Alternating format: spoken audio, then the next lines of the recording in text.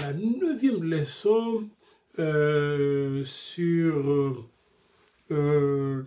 la psychothérapie ou la thérapie multidimensionnelle et dynamique ou dynamique et multidimensionnelle de Massamba Mampolo va porter sur un chapitre important développé dans ce livre sous le titre de Manifestation de l'esprit africain dans la maladie et la psychothérapie.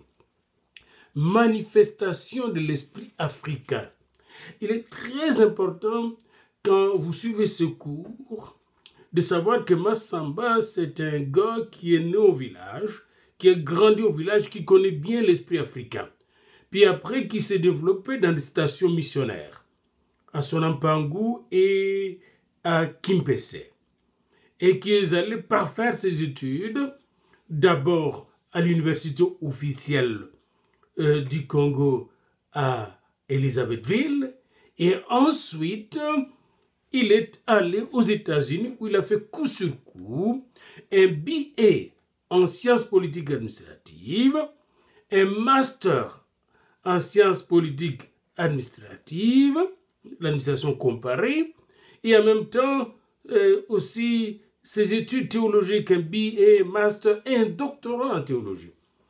Nous avons affaire ici à un vrai savant en sciences humaines, et quand il fait ses études de théologie, il a aussi fait, et on ne donne pas tous les détails, la psychologie, la psychothérapie et une bonne partie de la psychiatrie. Et c'est très important. On a en fait ici affaire à un psychiatre pasteur, un pasteur psychiatre. Alors, et en même temps, un analyste de culture qui connaît bien la culture africaine dans sa langue maternelle. Alors donc, quand vous allez examiner, analyser les arguments, les arguments de Massamba dans ces livres que vous aurez d'ailleurs, chacun de vous devra se procurer une copie PDF aux conditions que nous avons déjà signalées à votre secrétaire général administratif, le docteur Ngato, pour le droit d'auteur que nous verserons à la famille Massamba.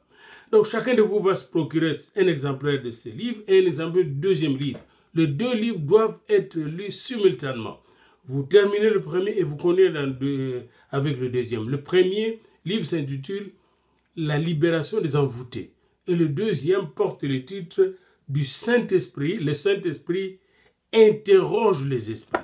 C'est dans ce deuxième livre que Massamba va déployer ces dons de ministres qui apportent la délivrance à ceux qui sont sous le coup de l'envoûtement. Donc nous poursuivons notre présentation de la leçon 9 sous le titre de la manifestation de l'esprit africain ou manifestation de l'esprit africain dans la maladie et la psychothérapie. Nous sommes à la page 68 et nous allons à partir de là progresser jusqu'à la page 83. Et alors, commençons. Manifestation de l'esprit africain dans la maladie et la psychologie. L'introduction. Dans son introduction de ce chapitre, Massamba signale quelque chose de très important. Il dit « Le but de la psychothérapie est de soigner la personne tout entière. Pas seulement la personne malade mentale, mais la personne tout entière. Cela découle de la compréhension globale de la maladie par l'Africain. Et même aujourd'hui, on comprend de plus en plus que la maladie est un phénomène global. C'est un phénomène qui ne relève pas seulement de l'organisme, mais aussi, n'est-ce pas, de la psychologie de la personne et de son esprit.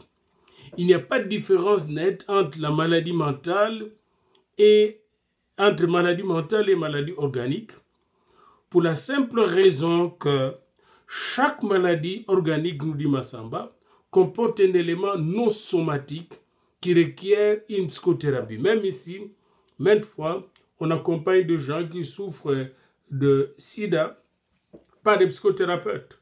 Et les psychothérapeutes ne viennent pas soigner le sida, ils soignent tout ce qui n'est pas organique. qui relèvent de souffrances psychologiques. C'est pourquoi on ne cherche pas à guérir seulement en utilisant des plantes, quand les gens se présentent chez ce qu'on appelle les médecins traditionnels ou les soignants traditionnels. On ne cherche pas seulement à guérir en utilisant des plantes, mais aussi en manipulant ce qu'on appelle, Massamba appelle les esprits des ancêtres. Et il faut être très très prudent quand vous écoutez ça, parce que ça vous permettra, quand vous recevez en clinique quelqu'un, de lui poser la question: êtes-vous allé chercher de soins chez un traditionnaliste, un thérapeute traditionnel? Et là, il va vous dire oui. Qu'est-ce qu'il a fait là? Vous voyez? Et ça va vous permettre justement de savoir quelle délivrance apporter à cette personne. Et Massamba, il sait que le thérapeute traditionnel, il manipule les esprits des ancêtres. Et vous savez, derrière ce que vous appelez les esprits ancêtres, eux ignorent quel genre d'esprit agit. Et vous, vous le savez en tant que chrétien loin de Dieu.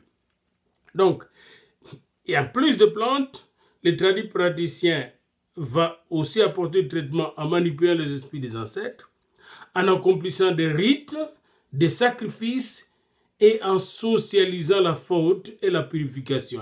Et nous allons le voir. Il y a tout un ensemble de facteurs qui contribuent à la guérison d'une personne dans la médecine traditionnelle.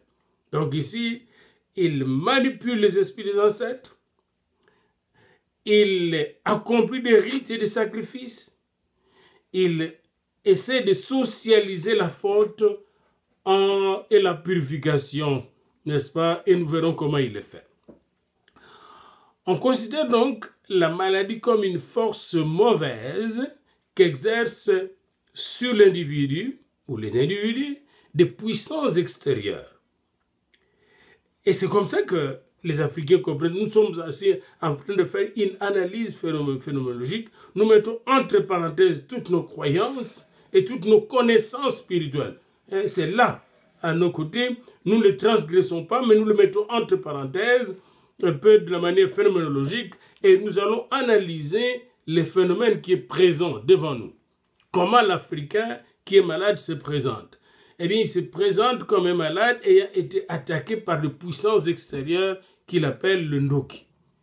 C'est la raison pour laquelle on soignera par des rites, des rituels destinés à relier le patient à la communauté extérieure.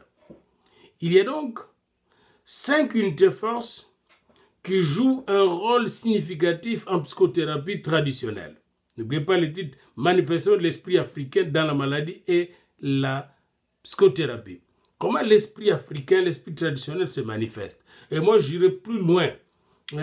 Comment l'esprit, si vous voulez, traditionnel se manifeste. Parce que quand on parle de médecine naturelle ici au Canada ou en Europe, c'est comme ça que cet esprit aussi se manifeste. Premièrement, comme unité force, il y a l'individu. L'individu qui cherche la santé, qui définit clairement comment il interprète sa maladie. Il dit, j'ai été attaqué par des sorciers, je suis sûr de cela. Et qui doit reconnaître sa mauvaise conduite personnelle s'il a fait une mauvaise conduite, ou alors il doit reconnaître qu'il a un problème avec un individu de sa famille. Et cela peut avoir contribué à causer la maladie. Donc, premièrement, il y a l'individu comme unité force. L'individu qui est concerné, qui est malade, qui cherche la santé. Deuxièmement, il y a les esprits des ancêtres à qui on demande de participer au processus de guérison. Il y a les esprits des ancêtres. Et c'est très important pour vous. N'allez pas vite en besogne et commencer la délivrance. Vous devez d'abord écouter quel esprit. Pour identifier l'esprit, connaître l'esprit et viser juste dans votre période d'autorité pour délivrer la personne. Quel esprit des ancêtres? Il y a les esprits des ancêtres. Troisièmement, donc il y a l'individu qui est malade et qui cherche la guérison, la délivrance. Il y a les esprits des ancêtres à qui on s'adresse par les tradipraticiens, pas par le pasteur, s'il vous plaît, par les tradipraticiens pour la guérison ou la protection du sujet malade. troisième unité force, il y a les membres vivants de la famille et du clan qui participent activement à ce processus. Vous avez l'individu qui est malade, vous avez les ancêtres, les esprits des ancêtres, vous avez les membres du clan, d'ailleurs, qui vont insister qu'il faut faire quelque chose, il faut recourir aux ancêtres. Quatrièmement, il y a les guérisseurs, les thérapeutes traditionnels, et ces assistants qui facilitent et dirigent le processus de guérison, les guérisseurs, qui est là, et on trouve en Afrique, presque dans chaque village, on retrouve des guérisseurs, ou dans chaque région, de 5-10 villages.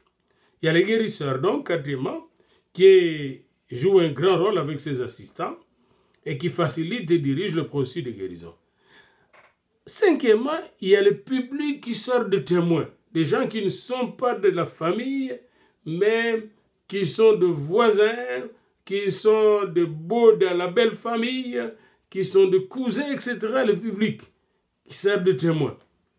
Alors, vous avez donc ces 5 pôles, l'individu qui est malade, les esprits des ancêtres à qui on demande de participer pour le processus de guérison et de protection du sujet malade, les membres vivants du clan qui participent activement, l'oncle, la tante, etc. Les membres vivants du clan, donc, les guérisseurs lui-même avec ses assistants qui facilitent et dirigent le processus de guérison, le public qui sert de témoin. Alors, maintenant, j'aimerais, ensemble avec vous, regarder comment on procède pour que ces 5 unités forces se mettent ensemble et à travailler pour la guérison ou la protection de l'individu qui est malade et menacé de mort. Et c'est très très important ce que nous allons faire ensemble ici. Nous allons regarder, disons, 4 dynamiques. Nous allons voir 4 dynamiques au départ. Première dynamique, la palabre thérapeutique.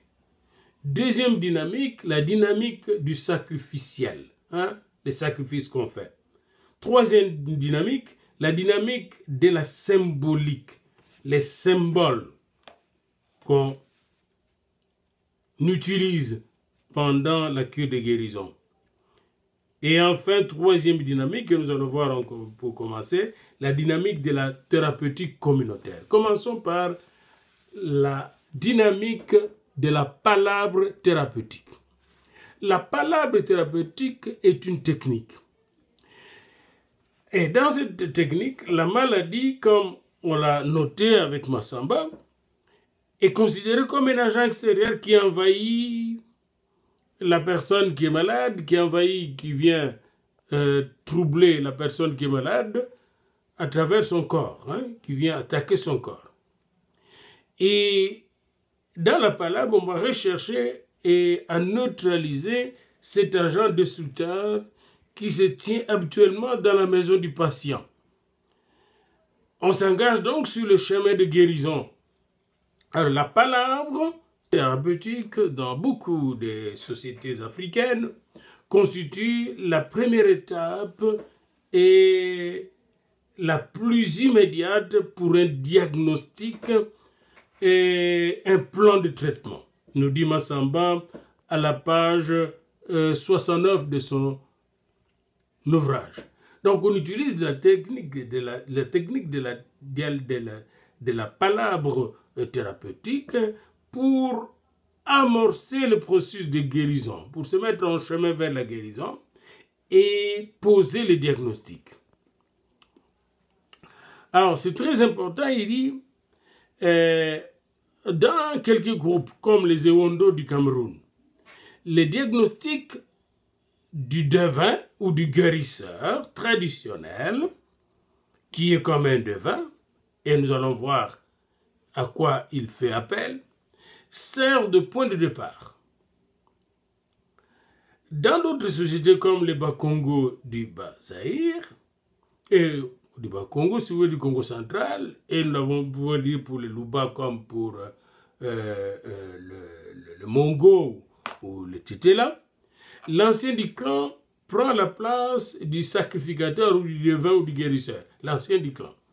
Parce que c'est lui qui assure la protection du clan.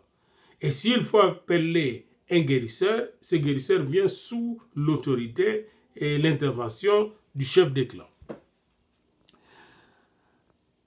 Makang Mambo, un autre thérapeute spécialiste, un Camerounais, il parle du rite de l'essier. E-S-Y-E, l'essier, ou l'essier. Ce rite, chez les Owondo du Cameroun, est un rite qui est utilisé pour soigner les malades qui se plaignent de problèmes mentaux et de problèmes physiques, problèmes dans leur corps. Alors, le guérisseur diagnostique la cause de la maladie à travers ces rites de l'essier et il découvre souvent des conflits sociaux qui sont à la base de la maladie. Les membres du clan se rassemblent pour la palabre, ils forment des petits groupes de sexe selon le sexe ou l'âge, il y a des groupes de mamans et de papas, et des groupes des aînés et des plus jeunes, et chacun des participants exprime ses griefs contre le patient et le souhait qu'il formule à son sujet. Après consultation, le porte-parole de chaque groupe de jeunes, le groupe de vieux, le groupe de mamans, le porte-parole de chaque groupe présente le rapport de griefs et de souhaits de chaque membre. L'assemblée est présidée toujours par l'ancien du clan. Makang Mambong dit, le porte-parole du groupe des frères déclare, ses frères reprochent aux patients de ne pas prendre soin d'eux. Il les vole parce que lui a été aidé et il n'aide pas personne. 4 des frères demandent la restitution. 3 frères demandent qu'on partage la dot de leur sœur mariée que ce frère détient lui-même. Bon, il a eu la dot puis il n'a pas voulu partager avec les autres. Les 4e plus fâchés que les autres demandent restitution de ces 4 chèvres volées. Alors, notre frère ne mourra pas si nous faisons ça. Et le porte-parole du groupe, les enfants déclarent, anciens, les fils non mariés de votre frère, spécialement les plus jeunes, sont mécontents de cet homme, qui est notre père qui est malade, parce que il est égoïste, il n'aide pas les autres à se marier, et lui a 5 femmes. Alors, ils vont arranger, n'est-ce pas, dans la palabre, ce problème. Le porte-parole du groupe de femmes va s'élever et va dire, eh bien, nous sommes en colère, mais nous souhaitons qu'il soit en bonne santé, et malgré que cet homme ne faisait pas du bien de la famille, nous savons qu'il va vivre et il vivra. Alors, tout ira bien. Alors, l'ancien va parler à la fin. Et il va parler de cet homme qui est malade. On lui donne le nom ici de Zana. Il va dire, Zana, voilà, tu as fait ceci, tu as fait cela, mais tous les clans, les groupes de femmes, les jeunes comme les vieux, te pardonnent et nous voulons maintenant que tu suives tes soins et que tu sois guéri. La première étape dans le processus de guérison est donc le rétablissement de l'espoir, de la confiance et la restauration de la relation entre le patient et les membres de son clan ou de sa famille. Et c'est là que les Africains viennent avec leurs histoires des ancêtres. Nous allons voir l'ancestralisme, qui est d'ailleurs le pendant africain ou le correspondant africain des cultes des saints chez les catholiques. On va revenir là-dessus. On va, comme on dit, péter les ballons. On va démonter ce qu'il faut démonter pour déconstruire ce qu'il faut déconstruire pour aller tout droit vers le but. Les guérisseurs, dans la palabre thérapeutique, jouent le rôle d'intermédiaire entre le malade et sa parenté pour que toute relation rompue puisse être restaurée.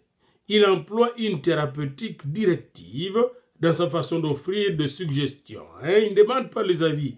Il vient, il faut faire ceci, il faut faire cela pour arriver à de bons résultats. Chez le Bas-Congo, la palabre suit presque le même processus que chez les Ewondo, excepté la présence du devin qui n'est pas nécessaire, qui n'est pas d'ailleurs une pratique générale. Souvent, c'est le vieux de la famille qui préside la réunion. Chaque fois qu'il y a, tandis qu'au Cameroun, il y a souvent des devins qui sont là. Chaque fois qu'il y a une maladie dans les clans chez le Bas-Congo, l'ancien bat le rappelle. C'est lui qui appelle tout le monde, tous les membres de la famille, pour un diagnostic collectif immédiat et pour un plan de traitement. On écoute chaque membre, aussi bien que le malade. L'entretien, voici l'entretien que Dr Massamba nous propose, qui a eu lieu dans son village alors qu'il venait de retourner de ses études de 6 ans aux États-Unis. Lors de son premier séjour d'études aux États-Unis, il a fait 6 ans, il était de retour à son village alors qu'il travaillait à Kimpese où il était affecté à l'école de théologie. Et il entre au village, il rencontre un problème. Le problème, il donne le numéro 6 à cet individu qui s'appelait Zola, qui était âgé de 35 ans, qui était du sexe masculin, qui était célibataire. Voici l'histoire de Zola.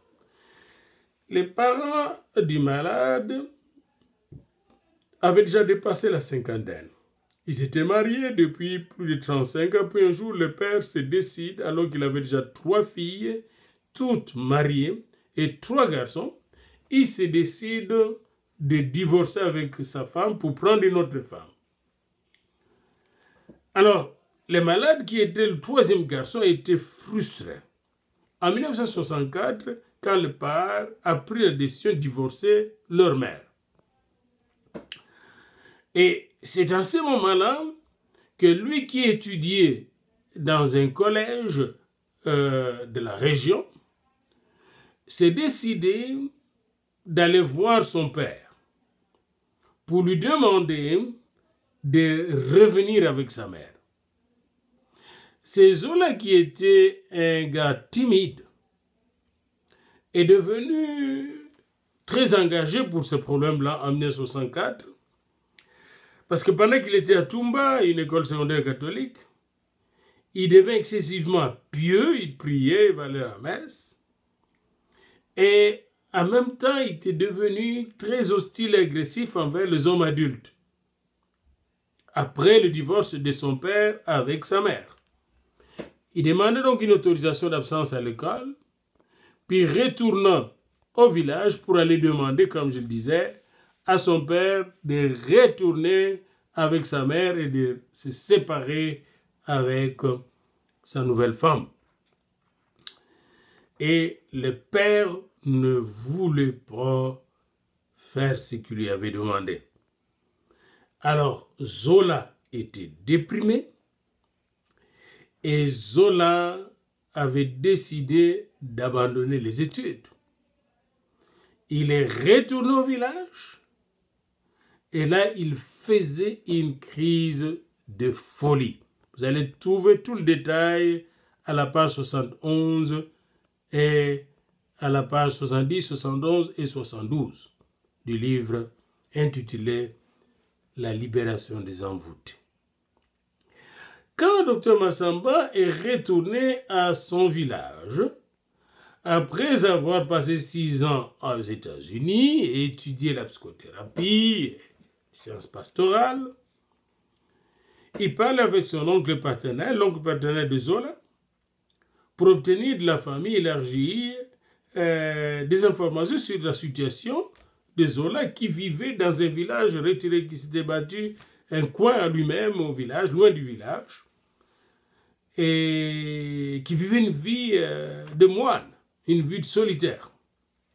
Et il a voulu parler, le pasteur Massamba a voulu parler s'est décidé de parler avec l'oncle paternel de Zola, qui était aussi de sa famille, pour lui demander s'il pouvait aller avec Zola à Kimpese. Le soir, la plupart des membres de la famille furent invités à se rencontrer avec le pasteur Massamba, qui, au préalable, avait déjà eu de contact avec Zola, qui était content de revoir ses grands frères qui étaient allés longtemps à l'étranger étudier. Alors, Dr Massamba a réuni toute la famille autour du feu, et Zola est venu pour la première fois depuis qu'il fait ses crises au village. Quand Zola est arrivé au village, il s'est assis dans l'assemblée. Dr Massamba a commencé à obtenir d'abord l'accord de la famille pour que Zola aille à Kimpese. Je vous ai réuni ici pour que Zola puisse aller avec moi à Kimpese parce que je vois qu'il est malade, il faut s'occuper de lui. Mais comme il dit, mon programme caché, nous dit Massamba, et quand vous faites la thérapie, il faut toujours avoir votre programme caché. Comme Jésus avait toujours son programme caché. Mon programme caché était de mettre le parent au courant de la dynamique psychologique de la maladie de Zola. Il y avait davantage de monde à cette palabre que les interlocuteurs de l'entretien qui suit. Alors, là, l'ancien de la famille a dit, c'est ma responsabilité en tant qu'ancien de m'assurer qu'on s'occupe comme il faut de chaque membre de la famille. Zola est malade depuis ces dernières années. Vous savez comment nous avons essayé de le faire soigner. Il s'est enfoui de l'hôpital et la médecine traditionnelle n'a pas été efficace du tout pour le soigner. En tant qu'aîné, je n'ai pas permis qu'on amène Zola chez les Nganga, chez le devin. Et là, c'était un village protestant. Nous avons fait de notre mieux. Mais peut-être que nous n'avons pas fait tout ce que nous pouvions. L'un de nos enfants, qui a été absent durant 6 ans, est de retour chez nous. Et il voudrait emmener Zola avec lui à Kimpese. À vous de dire oui ou non. Alors, après, Dr Massamba a pris la parole et dit « Je suis heureux que vous soyez tous venus pour discuter de ce que nous pouvons faire pour Zola. Je sais que vous avez fait beaucoup. » Le père de Zola qui prend la parole et dit « Beaucoup de gens, y compris Zola lui-même, m'ont accusé de kindoki, de sorcellerie, disant que j'avais donné mon fils Ondoki pour devenir plus riche. Je voudrais dire encore une fois que je ne suis pas coupable. Je ne suis pas coupable de cette accusation. Ce n'est pas moi qui suis la cause de cette maladie. » Et la mère a dit, mais qui t'a accusé? En tout cas, pas moi. Nous ne devions pas parler de Kindoki à cette réunion. Nous cherchons la guérison de Zola. Chacun approuvera cette déclaration de la mère. Tout le monde dit, ah, c'est bon. Ça, c'est une déclaration qui nous réconcilie tous. La sœur dit, père, tu es toujours sur la défensive quand on parle de soigner Zola.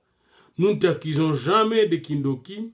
Tu t'accuses toi-même d'une chose dont personne n'est au courant. Et l'ancien de la famille nous dit, nous sommes ici pour décider si Zola va à Kimpese. J'aimerais entendre ce que Zola lui-même dit. Alors Zola prend la parole. Si Mbuta ne me pousse pas à me marier pendant que je suis à Kimpese, je suis d'accord. Ah, la mère dit, mais tu m'as toujours dit que tu allais te marier un jour. Et alors, Dr Massamba qui dit, veux-tu que je te choisisse une jeune fille, une très belle fille à Kimpese? Et Zola dit, avec sourire, je veux devenir moine, un moine catholique. Cela veut dire que je veux rester célibataire. L'oncle paternel, comment devenir moine? Tu ne veux pas laisser un enfant sur la terre? Zola dit, je veux dire un prêtre, un enfant. Je ne veux pas qu'il soit malheureux comme moi. Pas d'enfant pour moi. Et alors, en continuant la discussion, Zola va parler justement de la manière dont il a été maltraité par son père et du comportement de son père. C'est là qu'on découvre que Zola refuse de se marier parce qu'il ne veut pas être comme son père. Et alors l'ancien va essayer de faire parler tout le monde pour écouter justement les vrais problèmes.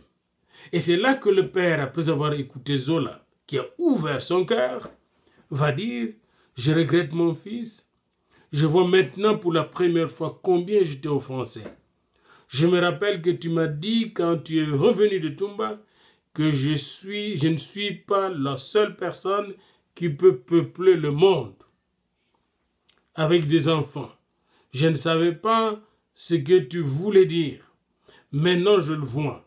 Je parlerai avec ta mère. » Alors, il prend les mains de Zola et il dit un mot qui dit « Mpembo, c'est-à-dire, il est en train, n'est-ce pas, de déclarer la paix et la guérison de son fils. Je n'ai rien contre toi. Je te souhaite une bonne santé pour que tu puisses revenir nous aider et aider tes sœurs. » Il les fit sauter 3 fois en l'air et écrasa de la salive sur son front. Il laissa lentement tomber ses mains. Que les ancêtres, il dit, et Dieu soit avec toi. Toujours le recours aux ancêtres. Toujours. Alors l'ancien conclut accord général pour que Zola puisse être guéri et qu'il parte avec notre aîné qui vient des États-Unis à Kimpese. Ainsi dit, aussitôt fait. Zola est allé avec Dr Massamba Kimpese et là il a suivi des traitements cliniques pour soigner sa schizophrénie de type paranoïde avec des médicaments. Voici les plans de traitement à Kimpese. Zola a subi un examen médical. À part des ankylostomes, on ne trouva aucun désordre physique qui puisse être la cause de son état physique, parce qu'il maigrissait. On lui donna de la chlorpromazine, pour soigner plutôt son problème de schizophrénie, 100 mg 3 fois par jour, durant 1 mois, et il y a réagi très bien. Ces traitements étaient très bien. Mais il y avait des traitements psychothérapeutiques aussi qu'il fallait faire. Et pendant presque 2 mois, Zola vint chez le pasteur Massamba chaque jour pour son traitement. Il était évident que Zola avait conscience de sa colère contre son père et qu'il était peu utile de s'occuper d'une culpabilité névrotique enveloppée dans son inconscience. Aussi, la thérapeutique visant à lui faire découvrir la signification de sa colère en liaison avec le but qu'il voulait suivre, qu'il voulait atteindre. Tant qu'il restait à Kimpese, Zola était tout à fait en bonne santé. Tant qu'il restait à côté de Dr Massamba. Mais dès qu'il est retourné au village, il est retombé malade. Après avoir mené une vie sociale pendant 2 ans, il est retombé malade. Il a manifesté encore une certaine régression parce que son père est resté dans le même état, toujours divorcé avec sa mère. Et on a constaté que Zola ne pouvait pas tolérer, accepter cette situation-là. Voilà donc, on termine là avec la dynamique de la palabre thérapeutique qui peut contribuer à explorer une situation existentielle très complexe comme la situation de Zola. Voyez-vous que Zola était un élève très intelligent à l'école, mais le divorce de son père avec sa mère lui causa des troubles tels qu'il devint schizophrène. Il ne pouvait plus supporter la vie en famille. Les traitements que son père avait réservés à sa mère étaient tellement mauvais que Zola ne pouvait plus supporter de vivre sur la terre et il perdit, n'est-ce pas, le contrôle de sa vie mentale. Alors donc c'est très important de savoir que le fait de réunir Zola au village, avec ses oncles, avec ses tantes, avec ses sœurs, avec ses frères, avec son père, avec sa mère, a fait sortir le vrai problème. Hein, quand on disait que son père était sorcier, ou quand son père se disait sorcier, en fait, son père cachait le vrai problème. Le véritable problème, c'était le divorce de son père avec sa mère. Nous allons suivre les autres dynamiques et analyser, examiner les autres dynamiques dans les leçons qui suivent.